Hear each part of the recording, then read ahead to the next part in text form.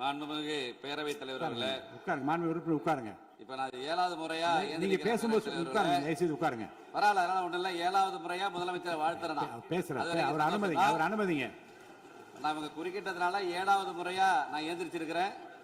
7வது முறையா மாண்புமிகு முதலமைச்சர் அவர்களை நான் வாழ்த்த கடமைப்பட்டிருக்கேன். ஏன்னா ஒருவரை முதலமைச்சரை வாழ்த்தும் போதும் இடையில உறுப்பினர்கள் குறுக்கிடுவதும் நான் உட்கார்றதும் இப்ப இது 7வது முறை. மாண்புமிகு பேரவைத் தலைவர்களே, நீங்கள் ஒரு உறுப்பினர் அழைக்கும் போது இன்னொரு உறுப்பினர் குறுக்கிட்டால் நாளைக்கு நானும் குறுக்கிடுகிற ஒரு வாய்ப்பு ஏற்படும். உறுப்பினர் காமராஜ் பேச அனுமதி அளித்து பேசுங்க. நீங்க என்ன பேச சொல்லிட்டாங்கன்னு. ஆமா, நம்ம பிரச்சனை தான் காவேரி பிரச்சனை. நீங்க ஒருத்தருக்கு ஒருத்தர் பேசிக்க வேணாம். நீங்க ஒருத்தருக்கு ஒருத்தர் பேச வேணாம். மாண்பு உறுப்பினர் காமராஜ் பேச அழைத்து பேசுங்க. அவை முன்னவர் மாண்பு பேரவைத் தலைவர் அவர்களே, அவருடைய கட்சியின் சார்பாக மாண்பு தளவாய் சுந்தர் அவர்கள் விளக்கம் அளித்ததற்கு பிறகு மாறி மாறி எல்லோரும் பேச வேண்டும் என்று சொன்னால் அதற்கு கால அவகாசம் வேண்டும். ஆகவே உங்கள் சார்பாக உங்களுடைய கட்சியினுடைய உறுப்பினர் தெளிவாக இங்கே சொல்லி இருக்கிறார் என்பதை தெரிவித்துக் கொள்கிறேன். மாண்பு காமராஜ் பேசுங்க.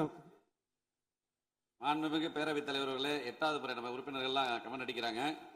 முதலில் இந்த தனது பிறந்த நாளை கொண்டாடும் மாண்புமிகு தமிழ்நாடு முதலமைச்சர் அவர்களுக்கு எனது உளமார்ந்த பிறந்தநாள் நல்வாழ்த்துக்களை தெரிவித்துக் கொள்கிறேன்.